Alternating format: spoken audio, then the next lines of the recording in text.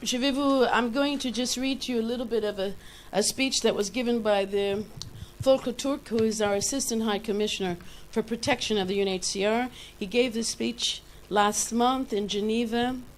It was really the end of a collected effort under the Nansen Initiative to address the cross-border of aspects of displacement due to climate change. And I'm going to just quote him a little bit because he's really the expert on it at the UNHCR. And he says there is an intrinsic link between climate change and forced exile. We all know that conflict is not the only driver of displacement. People are also increasingly forced to abandon their homes as a result of the interaction between environmental degradation, natural hazards, and climate change, as well as the effects of rapid urbanization, water insufficiency, and food and energy insecurity. Desertification, drought, flooding, and the growing severity of national disasters exacerbate vulnerability and affect tens of millions of people every single year.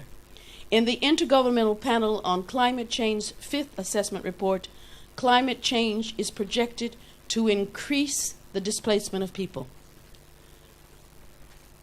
Already today, most of the populations of concern to the UNHCR are located in or originate from climate change hotspots around the world.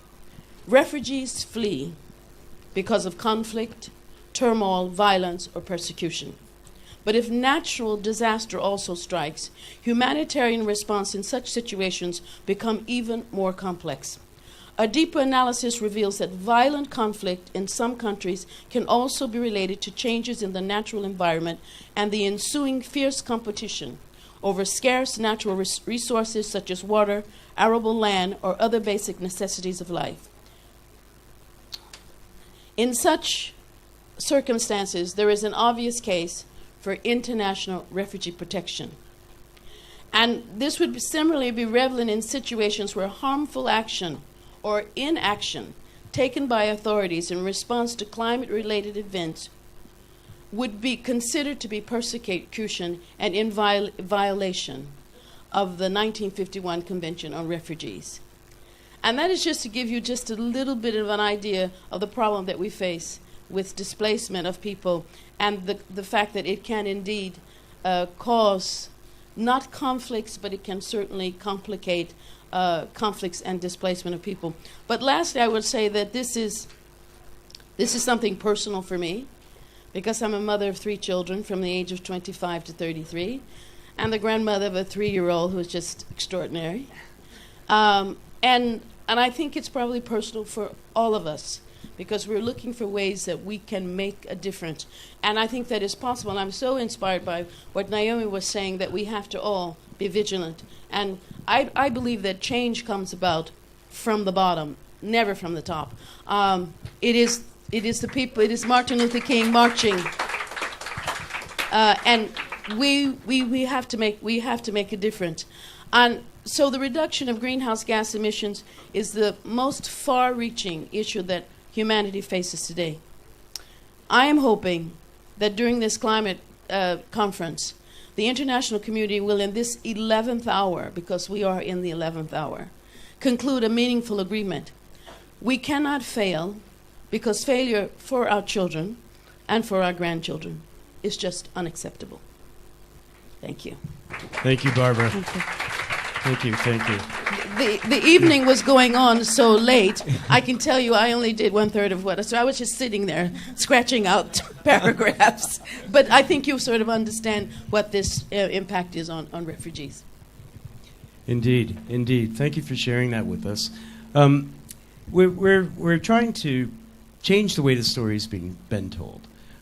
We know the facts, we know the figures, we have artists, we have civil society, we have everyone trying to come together. You've been compelled by your life story, inspired to make change.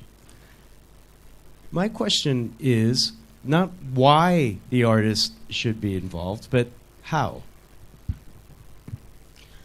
I think in any way you can.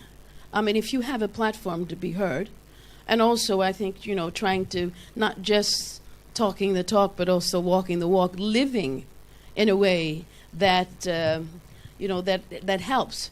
I mean, as the artist who was here saying, I mean, I actually have a room in my house in Sweden which is just for garbage. There is soft plastics, hard plastics, and of course sometimes It's a big room, or yes. I mean, I wonder when they come and pick up everything if it all goes into one. And so I'm not just doing this to feel better about myself. I really hope that it is really having an impact, but I think there are a lot of things we need to talk about in terms of the fact that we consume so much. I don't know if it's better to have an old car that you fix yourself, or how much does it cost to really build a new car? It's because my husband has a lot of old cars, and so his argument is that it is more environment friendly to work on that old car rather than go and buy a new one. So, I mean, I think that I live on an island and I have no choice but to use it if I want to go and buy groceries. But but there are so many things that we need to discuss about the things that we're doing, if they really are making a difference or if it's just making us feel better about ourselves. So. But as an artist, I mean, when you do concerts or sing things like that, how do you walk the walk? Well, I mean, one of the things which really quite difficult is that because I sing all over the world, I have to usually fly to my concerts, and that is really something we have to try to offset by other things that for instance, we don't eat meat, but and so finding ways to offset that, because I couldn't do my profession without having to fly, but I think that being an artist is not just we're all artists of life, and every one of us are citizens on this planet. What I do is not because I'm an artist. I do it because I'm a citizen, and that is my civic duty. And so that is what I think that we have. I have a platform. You invite me here today because the fact that I'm known because of my music, but the reason that I'm an activist is because I'm a citizen. Okay. Thank you, Barbara. Thank you, Barbara. Thank you very much, Barbara. Thank you very much. No. Fantastic. Does anybody have one quick question? Yes. One. I think we need to get Jim up here because we'll get him. We got one quick He's got question. the important stuff to say. Yeah, there is one question. Yeah. Hello? Yeah. That work? Okay. I was just interested in terms of arts sponsorship by oil companies, if you had a view about that. Because in the UK, Shell, BP sponsor British Museum, Royal Opera House, and my view is that they use it as greenwash to show their acceptability, and I feel that there's a principal element that artists, establishments should tell them they don't want their dirty money and they should move away from them. Yes, of course that is exactly what they're doing. It sort of depends on what situation you're in. I mean, if you have your own band, but it's a little bit different if you're sort of singing at Covent Garden and you're not really part of that, the money raising. But I think if you're working privately, I mean, I was asked to do a private concert, and I was only told that it was a company that was in the top 10 of the Fortune 100. And I sort of looked at the list, and so I said to my agent, well, there's only one there that I would sing for. So if it's not him, we have to say no thank you. So, I mean, that was, that was my way of doing that, because I'm one, they were inviting me alone. Of course, if I sing with an orchestra, that's a little bit more difficult for me to go to the orchestra and say, well, you can't take money, because also you sometimes bite off your, what do you say? We say take off your nose to spite your face, exactly. So you just can't. I think it's important not to just have knee-jerk reactions, to do something that's really going to make a difference. And I think, I don't know if they really cared that I had said no, but I think that they probably were a little bit surprised, because it was quite a nice bit of money. And but that was my way of saying no, I can't support a company that does that. So. Thank you. You're welcome. Okay. Thank you. Thank you very much. Thank you Thank you, very much, Thank you, Barbara. Barbara.